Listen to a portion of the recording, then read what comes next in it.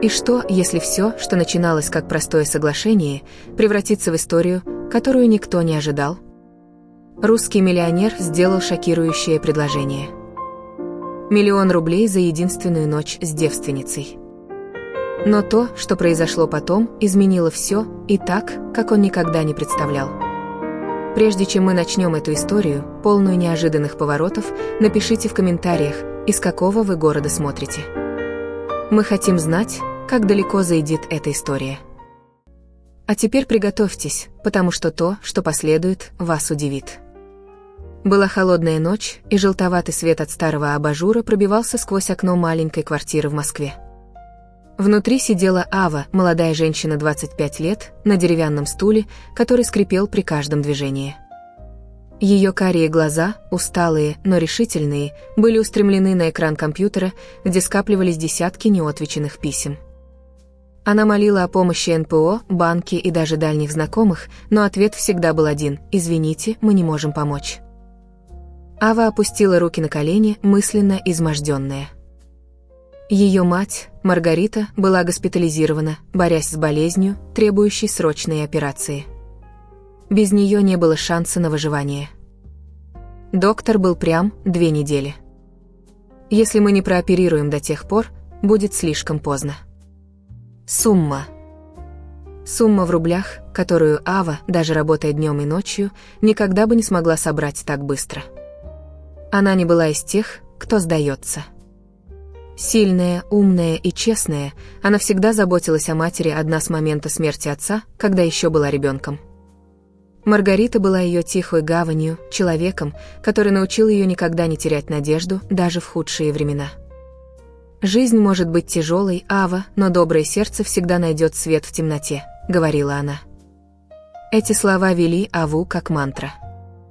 Поэтому она никогда не переступала черту своих принципов, как бы трудно ни было. В последние дни, однако, ситуация обострилась. Ава брала дополнительные смены в кафе, где работала. Оставалась допоздна и вставала рано, заставляя себя улыбаться, несмотря на глубокие синяки под глазами. Пыталась продать все, что у нее было: старую машину, сентиментальные ценности, но денег все равно не хватало.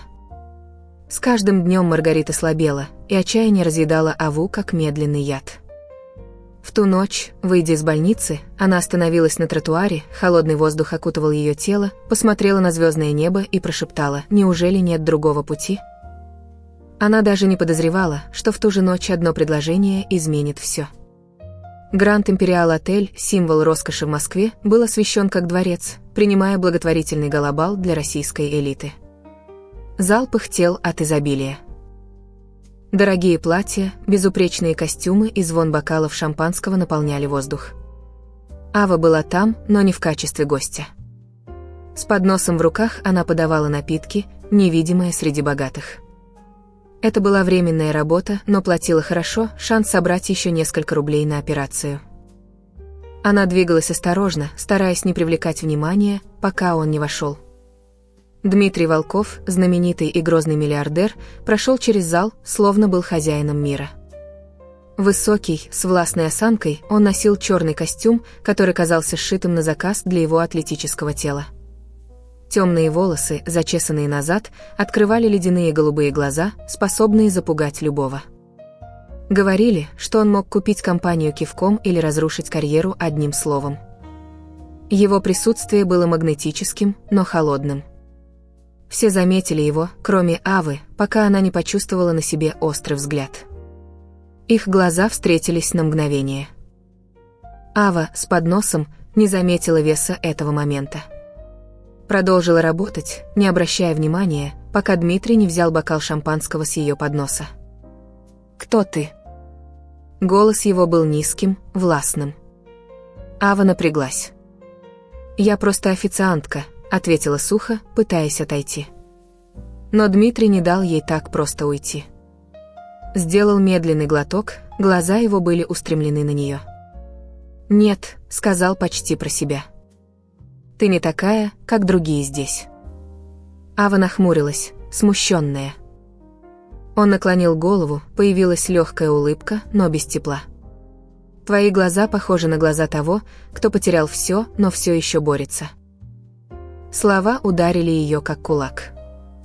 Как он мог видеть это в ней? Ава отвернулась, желая убежать от этого странного разговора, но Дмитрий подошел ближе.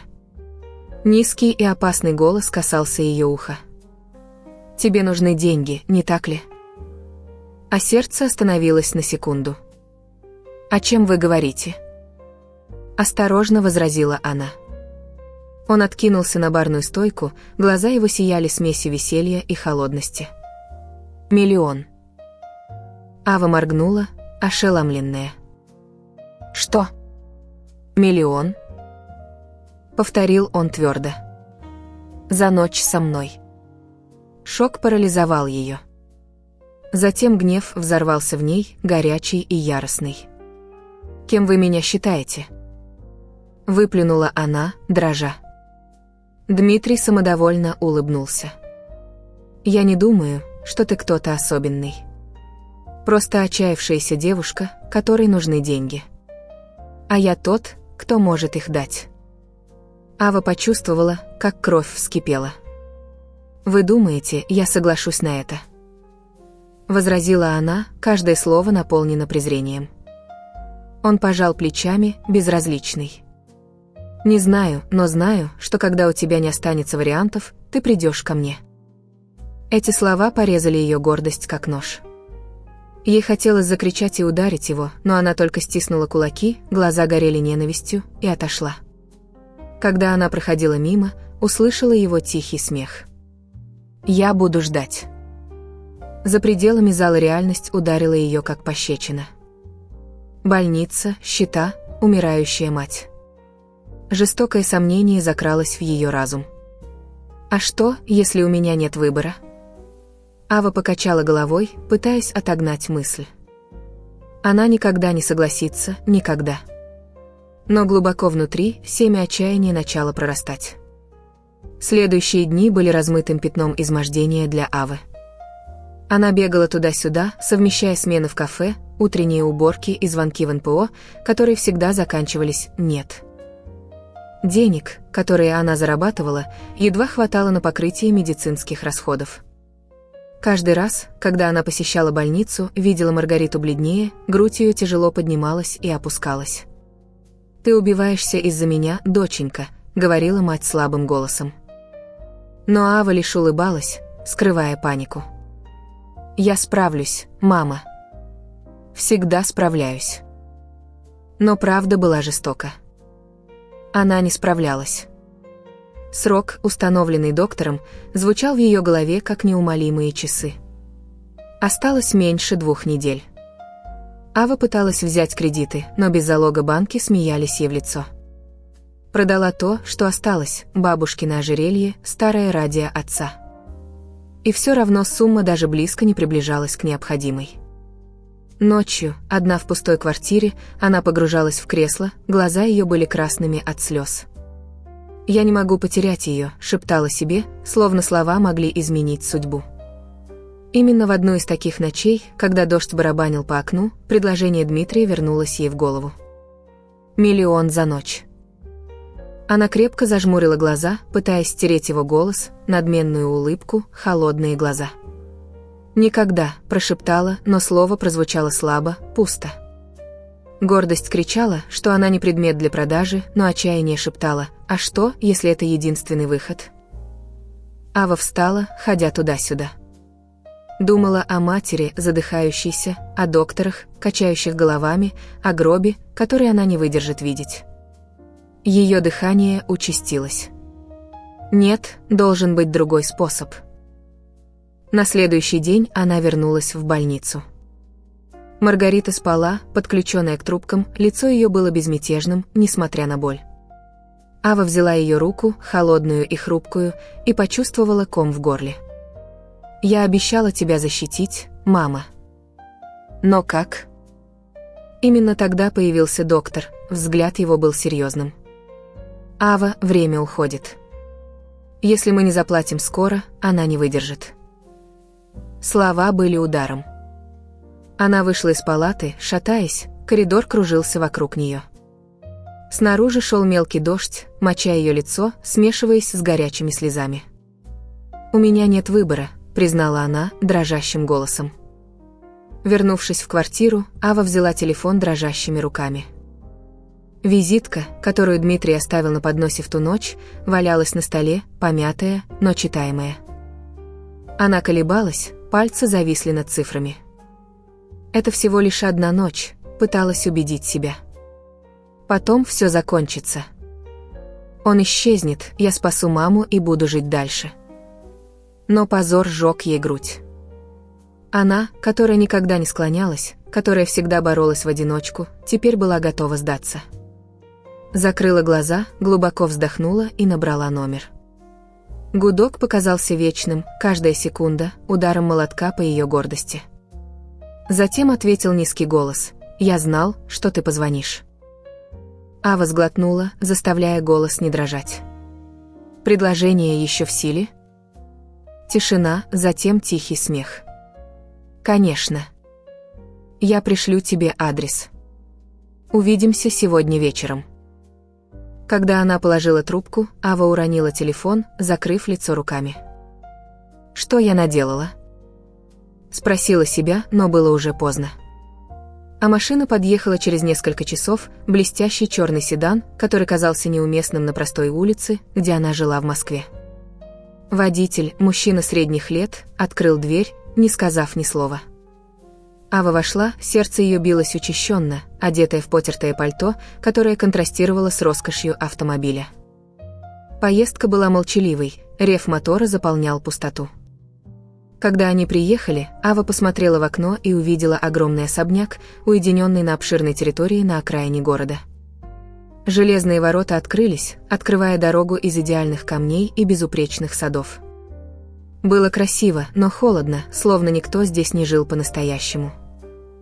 Она вышла из машины, холодный ветер ударил в лицо. «Теперь нет пути назад», — подумала, сжимая руки, чтобы скрыть дрожь. Пожилой дворецкий встретил ее у входа. «Барышня Ава, господин Волков ожидает», — сказал с легким поклоном.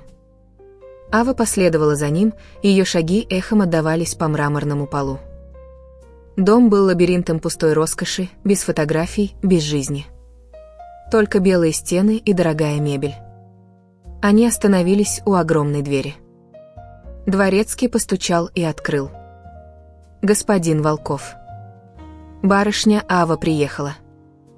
Дмитрий стоял спиной, глядя в окно, мрачная фигура на фоне слабого света люстры. Он повернулся, его острые голубые глаза устремились на нее. «Пунктуально», — сказал он твердым, почти довольным голосом. Ава проглотила нервозность. «Закончим с этим быстро», — ответила, пытаясь звучать твердо. Он сделал шаг вперед, рассматривая ее как хищник. «Так торопишься», — пробормотал с холодной улыбкой. «Расслабься, Ава, это не переговоры». Она сжала кулаки. «Вы сказали, что после этого мы притворимся, что никогда не встречались. Я хочу, чтобы это было быстро». Дмитрий засмеялся сухим, безрадостным смехом.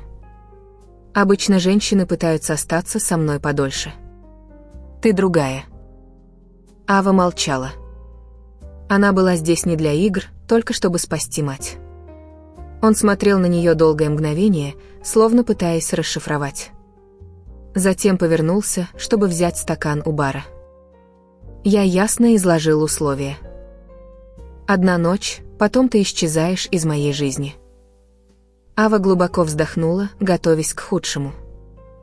Она представляла, что он схватит ее, что возьмет то, что хотел, без колебаний, но Дмитрий не двигался, просто наблюдал за ней, стакан в руке, глаза его сияли чем-то, чего она не понимала. «Почему именно я тогда?» — спросила она хриплым голосом. Он наклонил голову. «Потому что тебе нужны деньги, но ты ненавидишь себя за это. Это меня интригует». Ава отвернулась, чувствуя себя неловко. «Что вы от меня хотите?» В конце концов. Дмитрий помолчал мгновение, затем заговорил почти шепотом. «Семья всего лишь на одну ночь». Ава замерла. Это не имело смысла. Самый холодный человек, которого она когда-либо знала, хотел чего-то столь человеческого. «Я хочу, чтобы ты приготовила со мной». Села за стол. «Поговорила со мной, как будто мы нормальные», — продолжил он, уставившись на нее. «Если я не миллиардер сегодня вечером, я просто человек». Ава моргнула, ошеломленная. Это было не то, что она ожидала. Он хотел не только ее тело. Это было что-то более глубокое, более опасное. И это испугало ее больше всего на свете. Ава стояла неподвижно, эхо слов Дмитрия звучало в ее уме. Семья всего лишь на одну ночь. Она смотрела на него, пытаясь найти какой-либо признак насмешки, но его глаза, хотя и холодные, несли искренность, которая обезоружила ее. «Вы хотите готовить со мной?» — спросила она неуверенным, почти неверящим голосом. Дмитрий поднял бровь, в глазах появился легкий огонек вызова. «Думаешь, я не умею готовить?» Не дожидаясь ответа, он повернулся и направился к кухне, как будто это было самое естественное в мире. Ава последовала за ним, все еще ошеломленная. Кухня была огромной, с блестящими мраморными столешницами и бытовой техникой, которая казалась никогда не использовавшейся. Она была такой же холодной, как и остальной особняк, красивая, но бездушная. Дмитрий открыл холодильник, доставая свежие ингредиенты: помидоры, базилик, мясо. «Ты нарежешь овощи?» — сказал, бросая ей нож с непринужденной уверенностью. Ава поймала нож в воздухе, удивленная собой, и начала работать в тишине. Звук лезвия о доску смешивался с шипением масла на сковороде, где Дмитрий обжаривал мясо. По-паристому это казалось нормальным, но ничего в этой ситуации не было нормальным. Ава нарезала помидоры, пальцы ее были крепкими, но разум кружился. Она пришла, готовая к холодной сделке, к жертве во имя матери. Вместо этого она стояла здесь, готовясь с миллиардером, который с каждым мгновением сбивал ее с толку. Внезапно Дмитрий нарушил молчание, в его низком голосе был неожиданный вес. «Ты когда-нибудь задумывалась, почему я живу в таком большом, но таком пустом доме?» Ава подняла глаза, встретившись с его. Что-то было там. Не высокомерие, но тень боли. «Не знаю», — ответила она осторожно. «Может быть, вам нравится одиночество». Он горько улыбнулся, помешивая мясо на сковороде. «Это не выбор, это наследство». Ава нахмурилась, но прежде чем успела спросить, он продолжил. «Моя мать бросила меня, когда я был ребенком, ушла с другим мужчиной и оставила меня отцу. Он никогда не хотел сына. Я был лишь напоминанием о ее предательстве». Голос его стал далеким, словно он переживал каждое слово заново. «Я вырос в этом холоде, без любви, без тепла. Я узнал, что в этом мире, если ты не силен, никто тебя не уважает». Ава прекратила нарезать, нож завис в воздухе. Впервые она увидела за фасадом Дмитрия Волкова недоступного миллиардера. Там был раненый мальчик, который построил ледяные стены, чтобы выжить. «Значит, вы решили стать похожим на своего отца? Холодным и жестоким?» Спросила она, голос ее был мягким, но любопытным. Он посмотрел на нее, глаза его были нечитаемы. Возможно, но деньги и власть не заполняют пустоту. Это признание застало ее врасплох. В груди сжалось. Не из жалости, а от странного понимания. Тишина повисла между ними, тяжелая, но не неприятная. Ава решила тоже поделиться кое-чем. «У меня ничего этого нет. Я живу в крошечной квартире. Работаю на 1000 мест, чтобы выжить». Она колебалась, подбирая слово. «Но мне повезло. Моя мать дала мне все, что у нее было, любовь, даже когда у нас ничего не было». Голос ее дрогнул. «Она сейчас умирает. И я не могу ее спасти, поэтому я здесь». Ее глаза встретились с его без масок. Это не из амбиций, это из-за нее. Дмитрий слушал ее, не перебивая, лицо его было бесстрастным, но что-то изменилось в воздухе. Лед, разделявший их, начал таять, сменяясь робким теплом. Два израненных сердца узнали друг друга в тот момент, даже не желая этого. Он вернулся к плите, но тишина теперь была другой, почти уютной. Когда ужин был готов, они сели за огромный стол. Дмитрий разлил вино, свет свечей играл на его лице.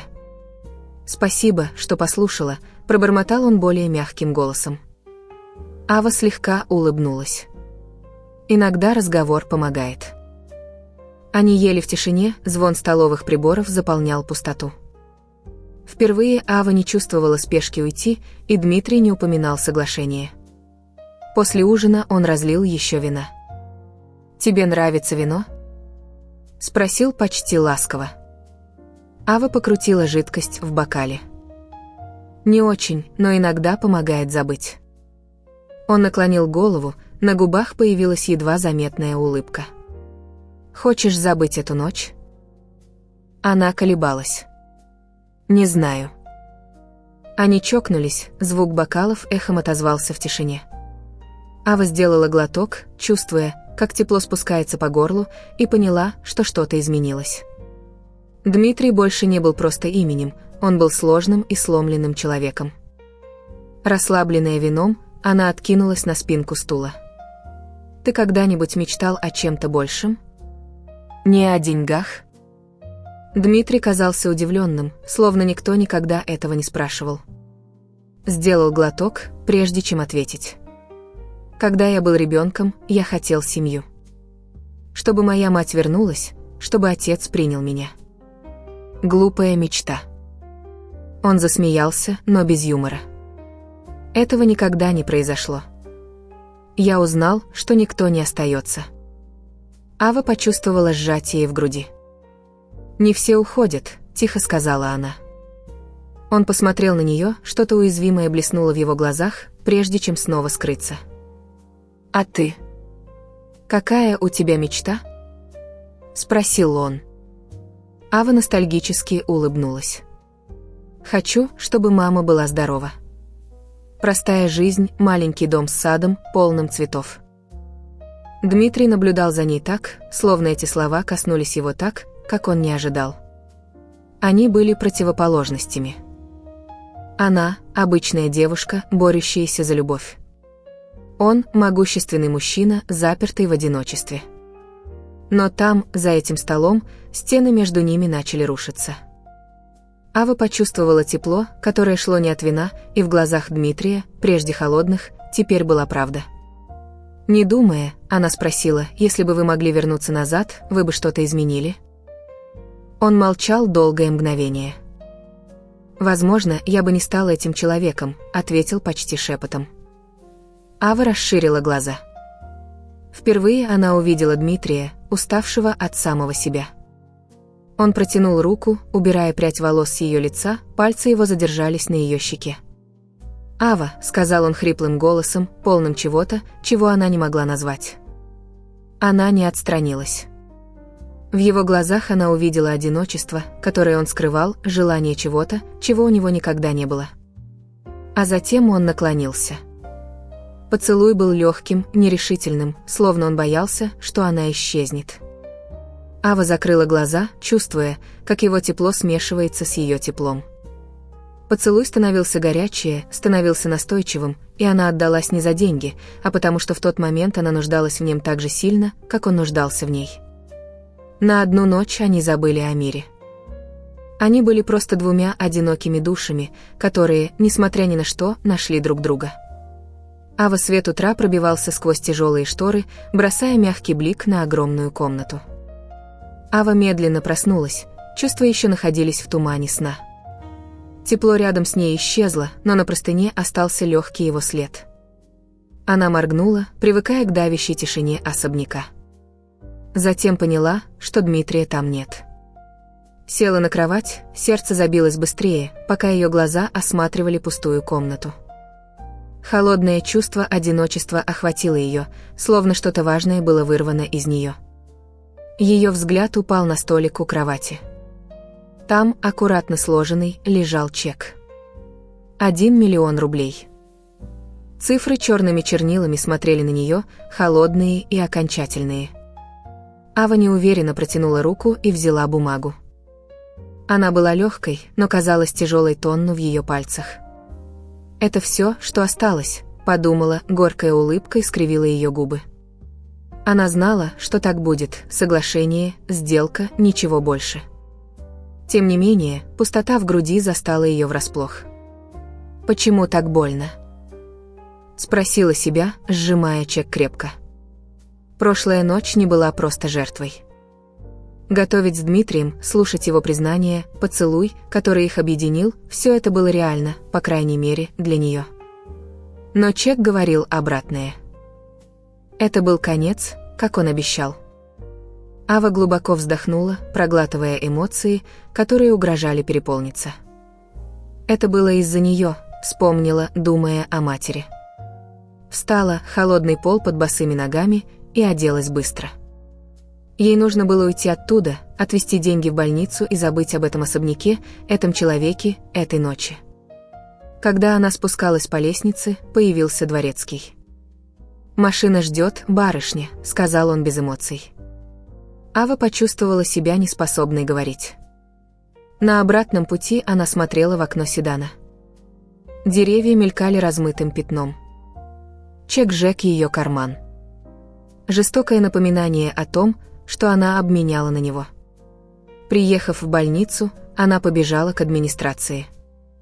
«Я хочу оплатить операцию моей матери», — сказала, передавая бумагу дрожащими руками.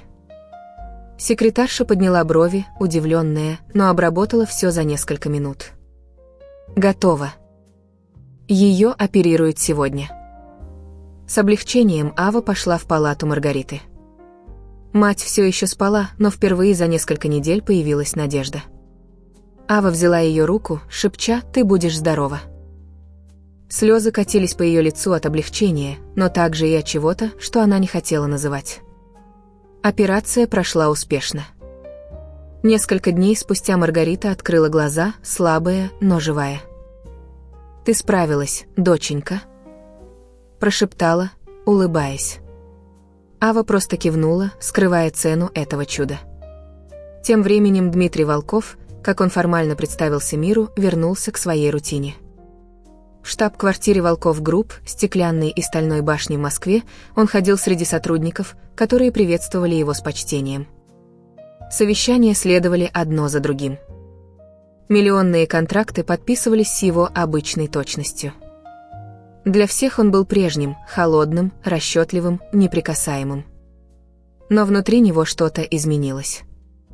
Он не признавал этого, конечно, это была всего лишь одна ночь, оплаченная и законченная прихоть. Ава ушла из его жизни, как было договорено. Так почему же она все еще была в его мыслях? Ночью, на вершине своего роскошного пентхауса, Дмитрий смотрел на освещенный город, стакан виски в руке. Закрывал глаза и видел Аву, то, как она аккуратно нарезала овощи, тихий голос, когда она говорила о матери, тепло ее губ на его губах. «Смешно», — пробормотал он, качая головой. Это было соглашение. Ей нужны были деньги. Чего хотел он? Одна ночь нормальной жизни?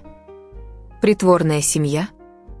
Он сделал глоток, жидкость жгла горло, но не стирала воспоминания. В последующие дни Дмитрий погрузился в работу с еще большей яростью. Новые проекты, поездки, переговоры. Он заполнял каждую минуту, чтобы не думать. Пытался даже вернуться к своим обычным женщинам, тем, кто хотел его денег, а не его времени, но ни одна не заставляла его что-либо чувствовать. Каждый раз он видел Аву, и ее глаза смотрели не с восхищением его силой, а с чем-то более глубоким, более истинным. «Она оставила во мне след», — признал он молча, раздраженный собой. Но она ушла, и он не будет ее искать. Не может. Ава, в свою очередь, решила покинуть город. На оставшиеся деньги она погасила долги и отвезла Маргариту в прибрежный поселок на окраине России. Там она открыла маленькую пекарню, старую мечту, которую никогда не решалась осуществить. Место было простым, с вывеской из дерева, раскрашенной вручную, и запахом свежего хлеба, наполняющим воздух. Впервые за годы она почувствовала покой. Маргарита, все еще выздоравливая, сидела у окна, пила чай и с гордостью наблюдала за дочерью. «Ты заслуживаешь этого, Ава», — говорила она. Ава улыбалась, но что-то ее беспокоило. 2 недели спустя накатилась усталость. Она списала это на работу, накопившийся стресс. Затем появилась тошнота, головокружение. Когда она поняла, что цикл задержался почти на 2 месяца, страх ударил ее как молния. Дрожащими руками она купила тест в местной аптеке. Дома, в тихой ванной, она смотрела на 2 красные полоски. Беременна. А воздух вышел из комнаты. Она уронила тест, глаза ее были расширены, сердце билось учащенно. «Этого не может быть», – прошептала, но знала, кто отец. Дмитрий Волков.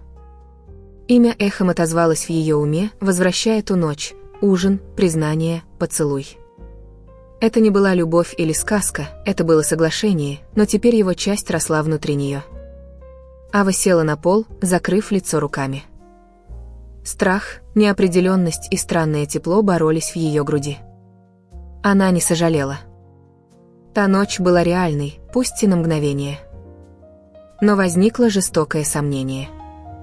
А что, если он узнает? Дмитрий не был человеком привязанностей. А что, если он захочет ребенка, но не ее? А что, если он возьмет его как трофей, используя свою власть и деньги? Ава положила руку на живот, решительно. «Ты мой», – прошептала. Она вырастет сына одна, с любовью, вдали от холодного мира Дмитрия. Он никогда не узнает, никогда не найдет ее. Ей нужно было защитить этого ребенка от него, от прошлого, от всего. Теперь были только она и ребенок, начиная новую жизнь. Но глубоко внутри маленький голос спрашивал, а что, если у судьбы другие планы? Месяцы пролетели как ветер в прибрежном поселке, где Ава восстанавливала свою жизнь. Пекарня, названная «Хлеб солнца», стала излюбленным местом на главной улице. Запах свежих булочек и хлеба привлекал местных жителей и туристов, которые заходили с любопытством и уходили с улыбками. Ава работала усердно, руки ее всегда были в муке, волосы собраны в небрежный пучок. Это была простая рутина, но полная смысла. Маргарита, теперь более сильная, помогала, когда могла, убирая столы или просто разговаривая с клиентами. «Ты превратила нашу боль во что-то красивое, доченька», — говорила она, глаза ее сияли от гордости. Беременность Авы развивалась в секрете. Она скрывала живот под широкими фартуками, избегая вопросов. Ночью, одна в своей маленькой комнате над пекарней, она гладила живот и шептала: «Мы справимся, только мы двое». Она решила, что ребенок будет ее миром, выращенным с любовью, которую дала ей Маргарита. Дмитрий не был частью этого. Он был прошлым, которое она заперла в мысленном ящике вместе с чеком и воспоминанием о той ночи. «Он никогда не узнает», — повторяла она, как мантру, чтобы отогнать страх. Но судьба любит играть с уверенностью. За 1000 километров оттуда Дмитрий Волков управлял своей империей с той же точностью, что и всегда. В Волков Групп он был силой природы, быстрые решения, твердые приказы, безупречные результаты. Никто не замечал трещин в его броне. Он заполнял дни работой, ночи виски и молчанием, но как бы он ни старался, Ава не выходила из головы. То, как она слушала его без осуждения, тепло ее прикосновения, взгляд, который раздевал его догола, все это преследовало его. Стоя в своей квартире, смотря на сияющий внизу город Москву, он шептал себе: это была всего лишь одна ночь, но фраза звучала фальшиво. Он пытался забыть ее, погружался в проекты, путешествовал по миру, встречался с женщинами, которые не просили ничего, кроме драгоценностей и статуса. Ничего не работало. «Почему она?» – спрашивал себя раздраженно. Это не была любовь. Он не верил в нее. Это было что-то, пустота, которую она оставила, часть его, которую она забрала, не зная. Дмитрий решил расследовать, не из тоски, говорил он себе, а из контроля. Ему нужно было знать, где она, что она сделала с деньгами. Он нанял команду детективов, лучших, которых можно было купить за деньги. «Найдите Аву», — приказал резким голосом. Через несколько дней пришел отчет. Ничего. Никаких подозрительных операций, никакого фиксированного адреса, никакого следа. «Невозможно», — зарычал он, бросив стакан виски об стену. Осколки стекла разлетелись по полу, но гнев не уменьшился. Она не может просто исчезнуть. Он не понимал, почему это его так мучило. Это он установил правило: одна ночь без привязанностей. Но теперь он чувствовал себя преданным, словно она украла больше, чем он предложил. «Я ее отпустил», — думал он, но сердце его кричало обратное. Он хотел увидеть ее, столкнуться с ней, понять, почему она оставила такой глубокий след. Не найдя ответов, он еще больше погрузился в работу, сотрудники боялись его приступов ярости. В глубине души он знал, это было не просто любопытство, это была необходимость. Тем временем Ава столкнулась со своей собственной битвой. Ребенок родился весенним утром в маленькой больнице поселка. Здоровый мальчик с яркими голубыми глазами и темно-каштановыми волосами. Когда она впервые взяла его на руки, Ава заплакала от радости, но также от испуга, который не могла объяснить. Он был похож на Дмитрия. «Неважно», — прошептала, целуя сына в лоб. «Ты мой». Маргарита, рядом с ней, улыбнулась. «Он идеален, Ава». И он был. Илья принес свет в их жизнь, повод двигаться дальше. Годы пролетели быстро. Илья вырос сильным и любознательным, бегал по пекарне, очаровывая клиентов своей озорной улыбкой. Ава растила его с любовью, рассказывая истории на ночь, уча его сажать цветы в маленьком саду за домом. Маргарита помогала, несмотря на хрупкое здоровье, и 3 поколения составляли простой, но счастливый дом. Ава усердно работала, расширяя пекарню, экономя каждую копейку на будущее Ильи. «Ему никогда не понадобится кто-то еще», — говорила себе, твердо решив держать его подальше от отца. Но Дмитрий был не так далек, как она думала. 5 лет спустя после той ночи он поехал на побережье России на встречу с местными инвесторами. Сделка была заключена легко, как всегда. Затем он прошелся по набережной у моря, яркое солнце контрастировало с холодом, который он нес внутри себя. У него не было терпения на радость туристов, шум играющих детей, пока что-то не ударило его. Буквально. Маленький мальчик налетел на него, пролив холодный сок на его дорогой пиджак. «Простите, сэр», — сказал мальчик, глаза его были расширены. Дмитрий нахмурился, готовый отругать его, но остановился. Эти голубые глаза, пронзительные, идентичные его собственным, каштановые волосы, острые черты, серьезное выражение — это было как смотреть на себя в миниатюре. Сердце Дмитрия бешено забилось, дыхание сперло в легких. Мальчик вытирал его пиджак салфеткой, бормоча: «Мама говорит, что мы должны исправлять ошибки». Дмитрий ухватился за слово «мама», как за свободную нить. «Как тебя зовут?» — спросил он хриплым голосом. Мальчик колебался, затем хитро улыбнулся. «Мама говорит не разговаривать с незнакомцами, но вы не выглядите плохим». Дмитрий почти засмеялся, но срочность овладела им. «Где твоя мама?»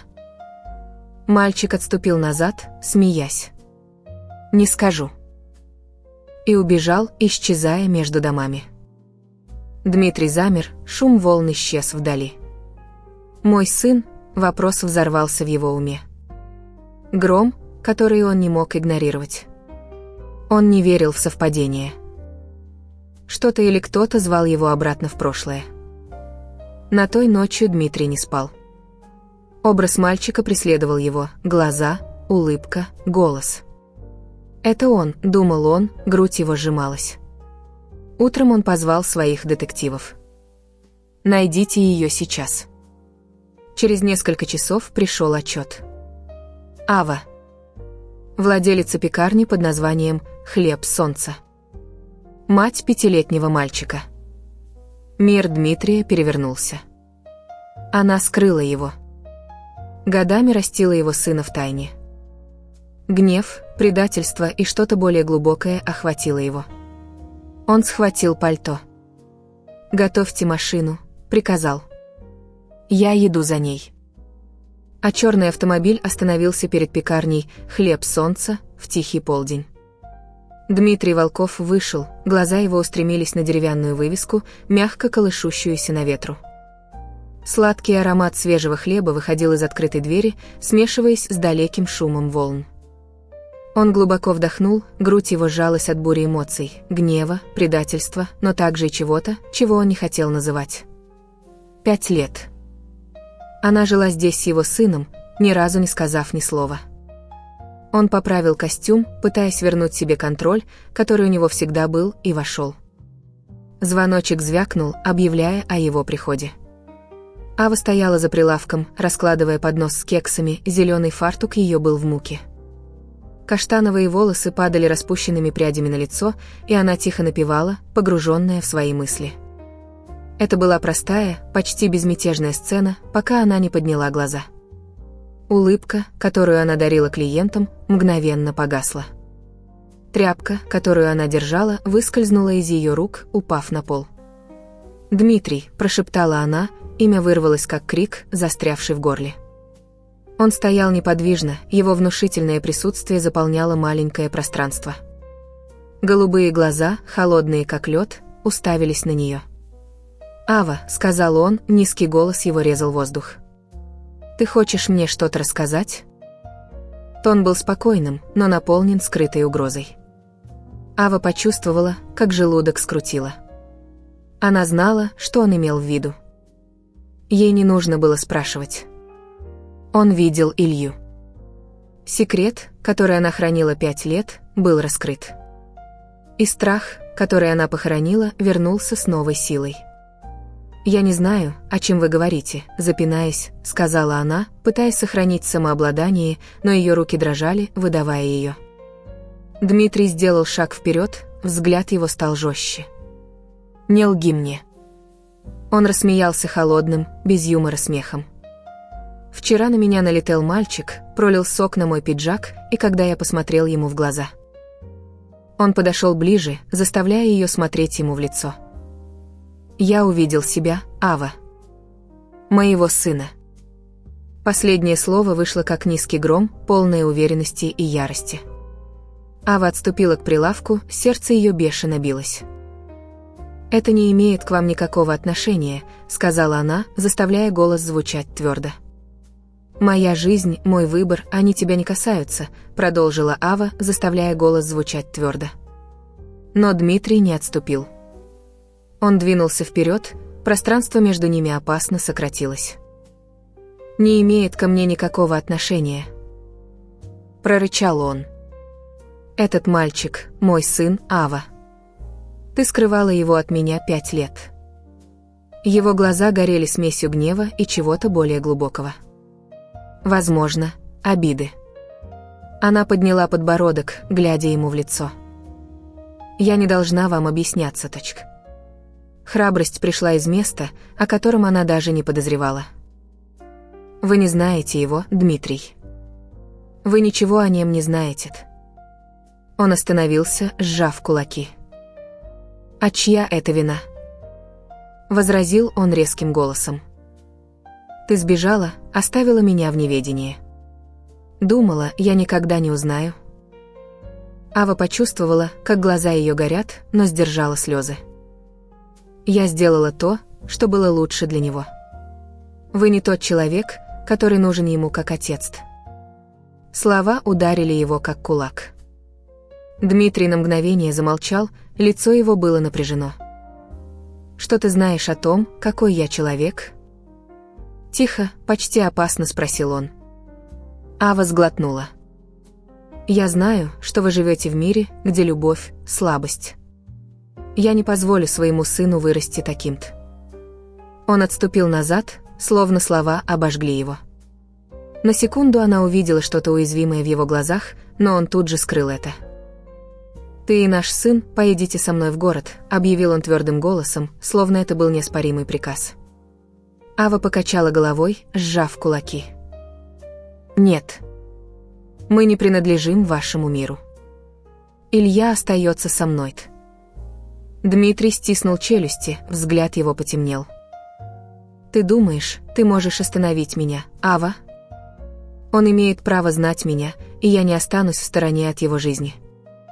Напряжение между ними было электрическим, перетягивание каната между двумя упрямыми сердцами. Прежде чем она успела ответить, открылась задняя дверь. «Мама!» Илья вбежал, растрепанный, с сияющей улыбкой на лице. Он остановился, увидев Дмитрия, его голубые глаза, так похожие на глаза отца, расширились от любопытства. «Кто это?» — спросил он, указывая. Ава застыла, дыхание застряло в легких. Дмитрий медленно повернулся, глядя на мальчика. На мгновение мир остановился. Он увидел себя в этом маленьком личике, черты, взгляд, даже то, как он наклонил голову. «Привет», — сказал Дмитрий голосом мягче, чем Ава когда-либо слышала. Илья застенчиво улыбнулся. «Привет. Вы друг мамы?» Дмитрий поколебался, затем посмотрел на Аву, словно прося разрешения. Она молчала, сердце ее сжалось. «Возможно», — наконец ответил он. «Любишь печенье?» Илья оживленно кивнул. «Мама делает самое вкусное». Дмитрий рассмеялся. Настоящий, редкий смех. «Возможно, ты можешь угостить меня одним-то». Ава наблюдала, разрываясь между страхом и эмоцией, которую не хотела чувствовать. Илья побежал за печеньем, а Дмитрий повернулся к ней. «Я не буду заставлять вас идти со мной. Пока что. Но я узнаю своего сына, Ава, хотите вы этого или нет». Решимость в его голосе была непоколебима. Она прикусила губу, не отвечая. Илья вернулся, гордо протягивая печенье Дмитрию. «Оно шоколадное», — сказал он, смеясь. Дмитрий взял сладость, глаза его были прикованы к Аве. «Спасибо, малыш. Точка». Он откусил кусочек, простой жест был наполнен смыслом. Ава почувствовала, как земля уходит из-под ног. Он знал, и теперь он был здесь. Не как холодный миллиардер, а как человек, который хотел чего-то, чего она никогда не представляла — быть отцом. «Я узнаю все», — тихо сказал он, прежде чем повернуться и уйти. Дверь закрылась за ним, звоночек эхом отдавался в тишине. Ава обняла Илью, сердце ее бешено билось. «Он не сдастся», — подумала она. Страх смешался со странной надеждой. Дмитрий больше не был просто тенью из прошлого. Он был реален, присутствовал и хотел большего, чем одной ночи. Он хотел семью, которую она скрывала. И впервые Ава задалась вопросом, сможет ли она остановить его. Следующие дни были вихрем для Авы. Визит Дмитрия оставил след беспокойства в спокойной рутине пекарни.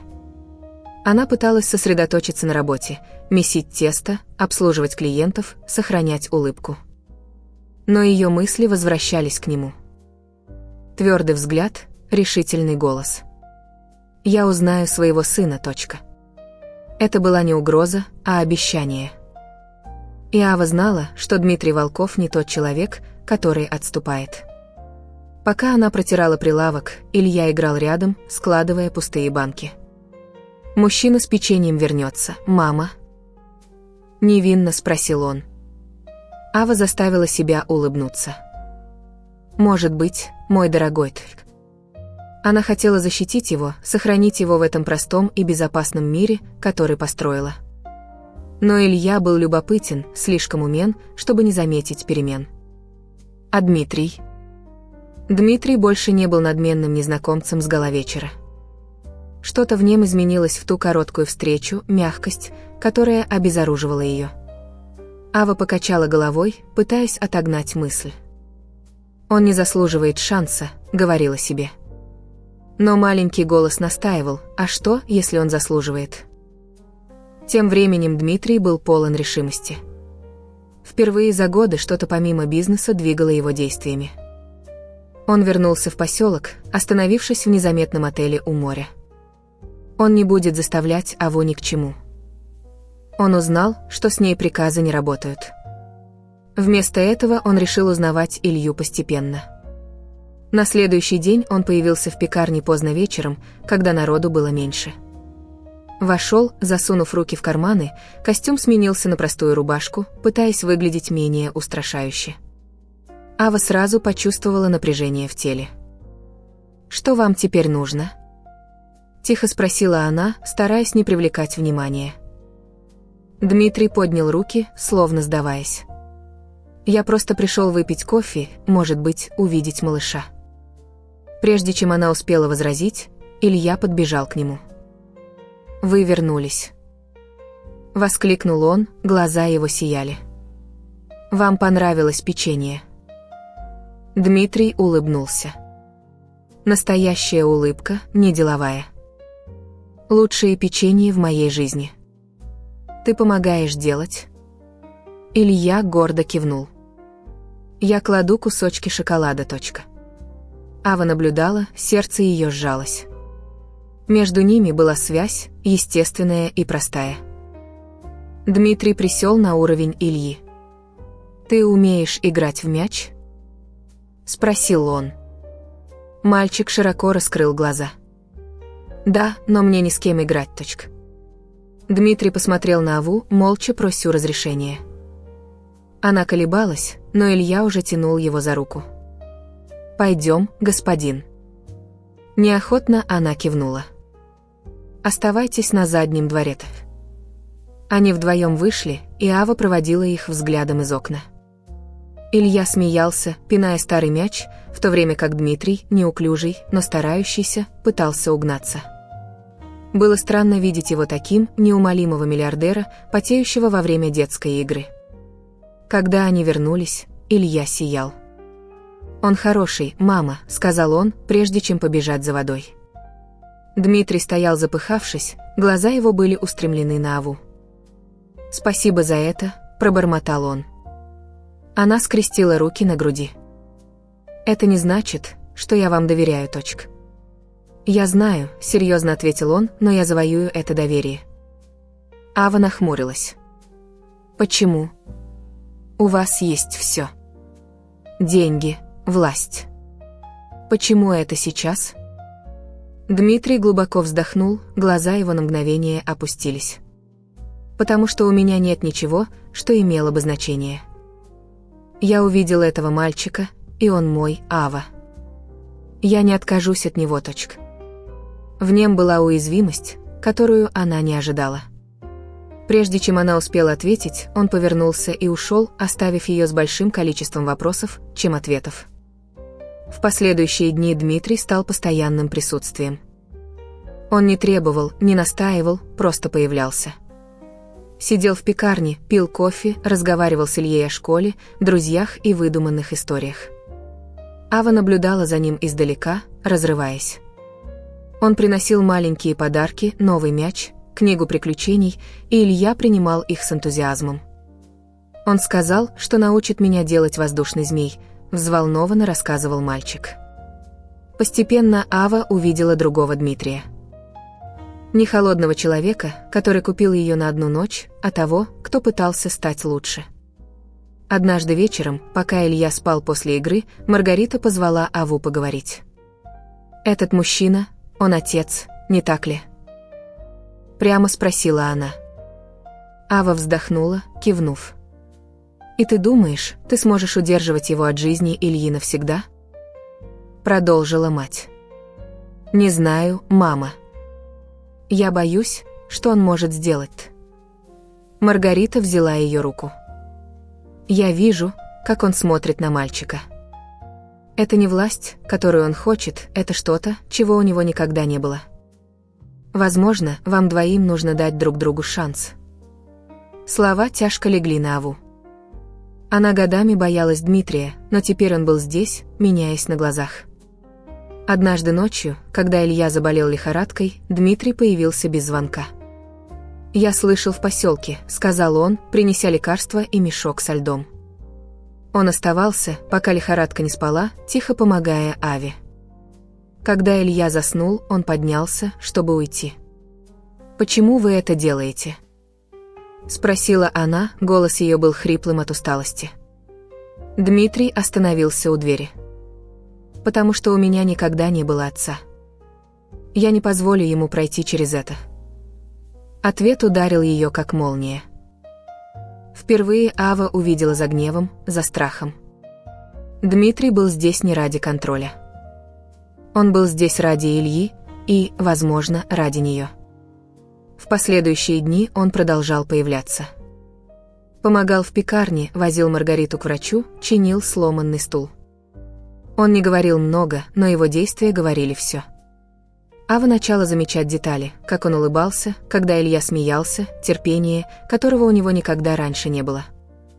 Однажды вечером, пока они вдвоем мастерили воздушный змей на заднем дворе, Илья подбежал к ней. «Мама, может ли господин Дмитрий стать моим лучшим другом?» Невинно спросил он, используя имя, которое дал Дмитрию. Ава замерла, ее глаза встретились с глазами Дмитрия. Он выглядел таким же удивленным, как и она. «Если хочешь, малыш», — ответил он тихим голосом. Илья счастливо улыбнулся и вернулся к игре. Дмитрий подошел к Аве. «Я не хочу быть просто его другом, Ава. Я хочу быть его отцом, и я хочу, чтобы ты позволила мне попробовать». Она молчала, сердце ее разрывалось. Человек, которого она так долго боялась, стоял здесь, прося о чем-то, чего она никогда не представляла, о шансе стать семьей. Впервые Ава задалась вопросом, сможет ли она доверять ему не только ради Ильи, но и ради себя. Следующие недели были тонким танцем между Авой и Дмитрием. Он не давил, но и не сдавался. Он стал постоянной фигурой в жизни Ильи, появляясь в пекарне с незаметной улыбкой и терпением, которое Ава никогда в нем не представляла. Он брал мальчика играть в мяч, учил его пускать воздушного змея, читал истории на ночь, когда Ава была измотана. Илья обожал его, называя «господин Дмитрий» с нежностью, от которой сердце Авы сжималось. «Он хороший, мама. Тебе он нравится?» Невинно спрашивал мальчик. Она улыбалась, не отвечая. Ава внимательно следила за всем, все еще осторожная. Дмитрий больше не был надменным миллиардером, который купил ее на одну ночь, или, по крайней мере, не вел себя так. Он менялся на ее глазах. Когда на поселок налетел шторм, он появился у дверей пекарни с одеялами и едой, убедившись, что она, Илья и Маргарита в безопасности. Когда Маргарите понадобились лекарства, он принес их без шума. Даже в пекарне он помогал. Протирал столы, носил мешки с мукой, вещи, которые человек его положения никогда бы не делал. «Почему вы это делаете?» Однажды спросила она, смущенная. «Потому что вы важны», — ответил он просто и прямо. Эти слова эхом отдавались в Аве. Она хотела сопротивляться, удерживать стены, которые построила вокруг своего сердца, но Дмитрий разрушал их не силой, а жестами. Однажды вечером, пока Илья спал, он остался в пекарне, помогая ей закрыться. «Ты когда-нибудь пробовала печь хлеб?» — спросила она, почти шутя. Дмитрий рассмеялся легким смехом, который удивил ее. «Нет, но могу научиться. Она вела его, смеясь, когда он рассыпал муку на свой дорогой пиджак. «Ты ужасно справляешься», — сказала она, но тон был мягким, почти ласковым. Он улыбнулся. «Может быть, но мне нравится пробовать с тобой». В этот момент что-то сломалось в Аве. Впервые она увидела в нем не угрозу, а несовершенного человека, пытающегося стать лучше. Они разговаривали, пока хлеб пекся, о простых вещах: море, поселок, мечты Ильи. Дмитрий открылся еще больше. «Я никогда не знал, что такое семья, Ава. Мой отец видел во мне обузу. Моя мать оставила меня. Я вырос, думая, что любовь — это слабость». Он сделал паузу, глаза его остановились на ней. «Но ты и Илья, вы заставляете меня хотеть быть другим-то». Ава почувствовала, как тепло поднялось в груди. «А что, если вы передумаете? Если снова уйдете?» Спросила она, голос дрожал от страха, который она все еще несла. Дмитрий серьезно посмотрел на нее. «Я уже потерял вас один раз. Я не потеряю вас снова». В этом было обещание, не высказанное в грандиозных словах, но ощущаемое в твердости его взгляда. Она опустила глаза, не зная, что сказать. Запах хлеба наполнял воздух, и на мгновение они казались настоящей семьей. Дни стали светлее. Дмитрий начал появляться в школе Ильи, забирая его с улыбкой, которая растапливала защиту Авы. Однажды днем они вдвоем прибежали, перемазанные песком. «Мы построили замок на пляже», — крикнул Илья взволнованно. Дмитрий рассмеялся, взлохматив волосы мальчика. «Он король замка. Я только помогал. Точка». Ава смотрела на них, сердце ее билось учащенно. Это была сцена, которую она никогда не представляла. Дмитрий, человек-лед, играющий на песке с их сыном. Маргарита заметила перемену. «Он любит тебя, Ава, и любит Илью. Ты это видишь, не так ли?» Спросила она однажды вечером, когда пила чай. Ава вздохнула. «Я вижу, мама, но я боюсь доверять». Маргарита взяла ее руку. «Страх нормален, но иногда любовь стоит риска». Эти слова остались с Авой, кружась в ее уме, пока она видела, как Дмитрий меняется. Он не был идеален. Иногда старая холодность возвращалась, привычка контролировать, но он быстро исправлялся, прося прощения смущенным взглядом, который заставлял ее улыбаться. Однажды вечером, когда солнце садилось, Дмитрий нашел ее на пляже. Илья бежал впереди, играя с волнами. Он остановился рядом с ней, ветер трепал его волосы. «Ава, я знаю, что был неправ. В ту ночь я обращался с тобой как со сделкой, но ты была больше, чем это, с самого начала». Она повернулась к нему, удивленная. «Тогда почему ты отпустил меня?» Тихо спросила она. Он глубоко вздохнул. «Потому что я не знал, что чувствовал.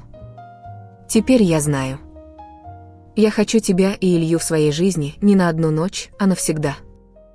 Ава замолчала, сердце ее бешено билось. Она посмотрела на Илью, смеющегося, пока вода мочила его ноги, а затем на Дмитрия, его голубые глаза, прежде холодные, теперь полные чего-то теплого. Настоящего. «Я любила тебя в ту ночь», — призналась она почти шепотом. «Но ты причинил мне боль. Точка». Дмитрий кивнул, вина была очевидна. «Я знаю, и я проведу остаток жизни, доказывая, что я могу быть лучше». Он взял ее руку, нерешительно. «Дай мне шанс. Точка». Она посмотрела на их сплетенные пальцы, чувствуя его тепло. Илья подбежал к ним, смеясь. «Смотри, папа, господин Дмитрий», — крикнул он, указывая на краба. Ава замерла от слова «папа», но Дмитрий только улыбнулся, присев к мальчику. «Это удивительно, малыш. Точка». Когда он встал, он посмотрел на нее. «Я хочу быть этим для него и для тебя, если позволишь мне». Ава почувствовала, как слезы подступили, но не от грусти, а от надежды. В ту ночь пришла записка. «Встреть меня на пляже на закате. Точка». Любопытная, Ава пошла. Небо было окрашено в оранжевые и розовые тона. И там, на песке, сияли огни, лепестки роз образовывали дорожку к столу. В центре бархатная коробочка. Дмитрий появился, элегантный в белом костюме, глаза его были нервными, но полными любви. Он опустился на колено. «Ава, ты научила меня, что такое любить. Я не хочу жить без тебя и Ильи. Выйдешь за меня?» Слезы текли по ее лицу. Она смотрела на мужчину, который был ее ошибкой, ее страхом, а теперь стал ее искуплением. С дрожащей улыбкой она сказала «Дат». Дмитрий притянул ее к себе для глубокого поцелуя, скрепляя обещание, которое выходило за рамки слов, будущего вместе, наконец-то целого. Солнце низко висело над горизонтом, окрашивая небо в золотистые и красные тона. Когда Ава босиком шла по песку, ее белое платье, простое, но элегантное, колыхалось на морском ветру. В ее руках был букет полевых цветов, собранных Ильей. Впереди ждал Дмитрий, его ноги тоже на песке, одетого в белую рубашку, расстегнутую на груди, взгляд его был прикован к ней, словно весь мир исчез. Это была маленькая, интимная свадьба, только Маргарита, Илья и несколько близких друзей из поселка. Никакой чрезмерной роскоши, только чистая и истинная любовь. Илья побежал вперед, смеясь, разбрасывая лепестки с неуклюжим энтузиазмом. «Ты красивая, мама!» — крикнул он, прежде чем остановиться рядом с Дмитрием, который ласково взлохмативал его волосы. Ава улыбнулась, сердце ее было легким впервые за годы. Когда она подошла к Дмитрию, он взял ее руки, его голубые глаза сияли эмоцией, которую она никогда раньше не видела. «Ты все, что я никогда не знал, что мне нужно», — прошептал он. «Только для нее точка». Ава почувствовала ком в горле, но ответила с улыбкой: «А вы больше, чем я боялась потерять». Священник, пожилой мужчина из поселка, начал церемонию. Волны шептали на заднем плане, как естественное благословение. «Вы встретились посреди бурь», — сказал он хриплым, но твердым голосом. «И сегодня. Обещаете плавать вместе, несмотря ни на что?» Дмитрий сжал руки Авы. «Я обещаю любить тебя, защищать тебя и никогда больше не отпускать», — сказал он. Его низкий голос был полон уверенности. Ава глубоко вздохнула. «Я обещаю доверять тебе, строить вместе с тобой и дать тебе дом, которого у тебя никогда не было». Они обменялись простыми серебряными кольцами, выгравированными с их инициалами и инициалами Ильи. Когда священник объявил их мужем и женой, Дмитрий притянул ее к себе для глубокого, горячего поцелуя, полного обещаний. Илья захлопал, прыгая от радости. «Теперь мы настоящая семья», — крикнул он, подбегая, чтобы обнять их обоих. Ава рассмеялась, слезы текли по ее лицу, пока Дмитрий обнимал их крепко.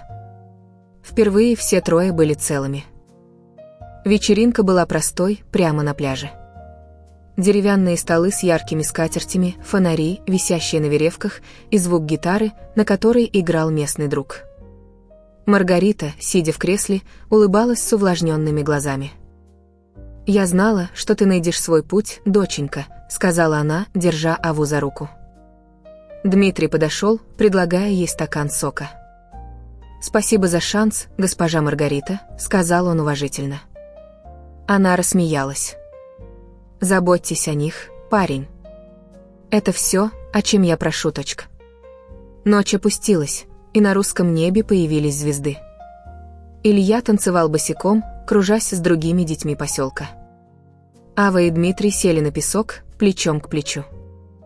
«Ты когда-нибудь представлял такое?» — спросила она, положив голову ему на грудь. Дмитрий тихо рассмеялся. «Никогда. Я не умел мечтать о таком, пока не встретил тебя». Он обнял ее, его тепло окутывало ее. «И ты думаешь, это тот счастливый конец, который ты хотела?» Ава посмотрела на Илью, затем на него. «Это не конец, это начало, точка». Через несколько дней они решили вернуться в Москву не как чужие, а как семья. Квартира Дмитрия, прежде холодная и пустая, ожила. Стены, прежде белые и голые, теперь украшали рисунки Ильи и фотографии их троих. Ава привезла растения, наполнив пространство зеленью, пока Илья бегал по коридорам, громко смеясь. Дмитрий, который прежде проводил ночи в тишине с бокалом виски, теперь читал сыну истории, его тихий голос эхом отдавался в доме, который они строили вместе. Он все еще работал в Волков Групп, но изменился. Делегировал больше, возвращался домой раньше, чтобы ужинать с ними. Ава открыла филиал «Хлеба солнца» в городе, совмещая бизнес с семейной жизнью. Маргарита навещала их всегда, счастливая видеть дочь наконец-то в покое. Однажды днем, пока Илья играл в парке, Дмитрий притянул Аву к себе. «Я был потерянным человеком до вас», — признался он, глаза его были искренними. «Теперь у меня есть все, что имеет значение, точка». Она улыбнулась, нежно целуя его. «Мы нашли вас, Дмитрий, и вы нашли нас».